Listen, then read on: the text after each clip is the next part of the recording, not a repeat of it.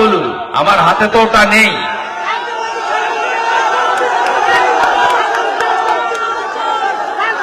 রাষ্ট্রপতি শাসন চাই, আমার হাতে থাকলে ওটা 1 ঘন্টা লাগতো না। রাষ্ট্রপতি শাসন চাই, রাষ্ট্রপতি শাসন চাই।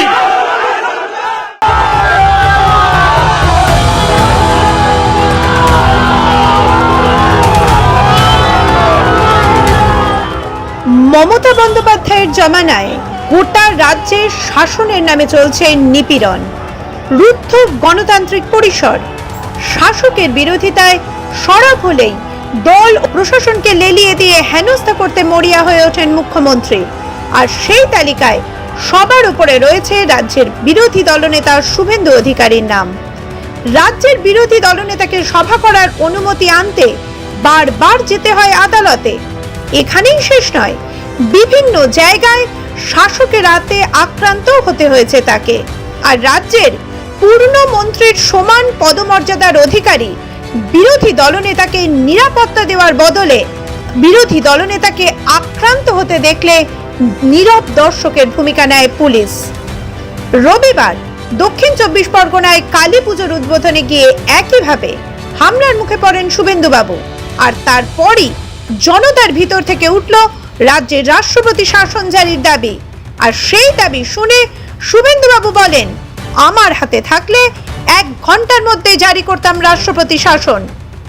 একদিকে জনতা ও বিরোধীদের ওপর অত্যাচার, অন্যদিকে বেলাগাম দুর্নীতি ও দুষ্কৃতিরাজ। আর সেসব থেকে জনগণের নজর ঘুরিয়ে রাখতে কেন্দ্রীয় সরকার ও রাজ্যপালের সঙ্গে অবিরত সংঘাতে লিপ্ত মমতা বন্দ্যোপাধ্যায়ের সরকার। গত কয়েক বছরে বারবার আদালত অবমাননার অভিযোগ উঠেছে মমতা বন্দ্যোপাধ্যায়ের বিরুদ্ধে। অভিযোগ উঠেছে দুর্নীতির তদন্তে বাধা দেওয়ার।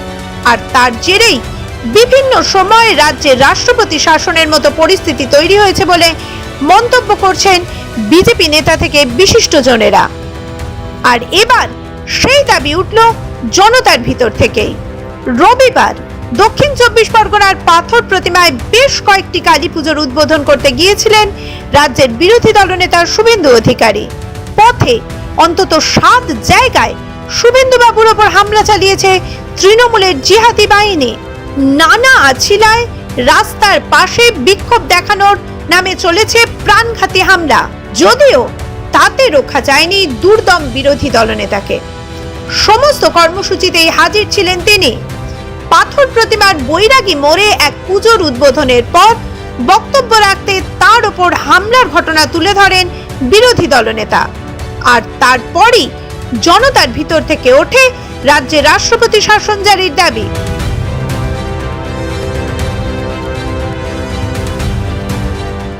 আজকে তো আমার সঙ্গে ঝান্ডা ছিল না।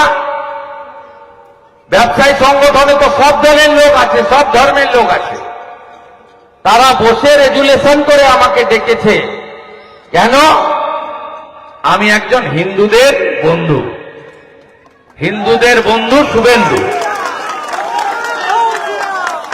আজকে আমি একটা ছোটখাটো পোস্টে আছি, লিডার অব অপোজিশন। আমি একজন এমএলএ। আমি ভারত সরকারের স্বরাষ্ট্র দপ্তর কর্তৃক একটা সিকিউরিটি গ্রেডে পাই। আমার সঙ্গে 12, 14, 18টা সিকিউরিটি দেওয়া আছে, একটা বুলেট প্রুফ গাড়ি দেওয়া আছে। আমি যদি হিন্দু হয়ে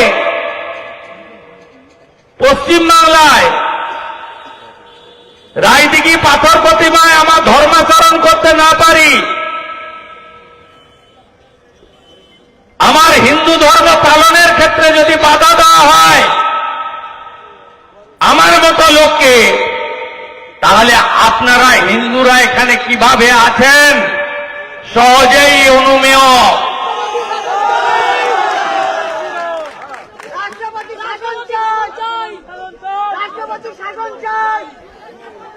বলুন, জনগণ আওয়াজ তুলুন, আমার হাতে তো ওটা নেই।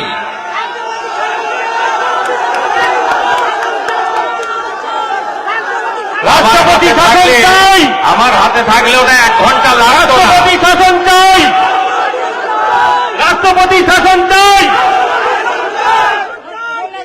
আমি যে এসেছি আপনারা কিভাবে এখানে বেঁচে আছেন যারা হিন্দু।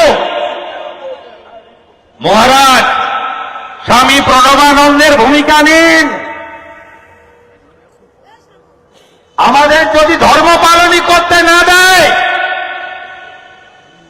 তাহলে স্বামী প্রণবানন্দের মতো আমরাও ধর্ম রক্ষিত তার জন্য আত্মবলিদান করতে প্রস্তুত আছি। পশ্চিমবঙ্গের রাষ্ট্রপতি শাসন জারির দাবি নতুন নয়, তবে জনতার ভিতর থেকে এইভাবে রাষ্ট্রপতি শাসন জারি কবে হয়েছে তা মনে করতে পারছেন না কেউই। বিশেষজ্ঞরা বলছেন পশ্চিমবঙ্গের পরিস্থিতি রাষ্ট্রপতি শাসন জারির জন্য আদর্শ। এমনকি রাষ্ট্রপতি শাসন জারি করে পশ্চিমবঙ্গে বিধানসভা নির্বাচন করানোরও দাবি তুলেছেন অনেকে। নইলে সুষ্ঠু ও অবাধ নির্বাচন পশ্চিমবঙ্গে সম্ভব নয় বলেই মনে করছেন তারা।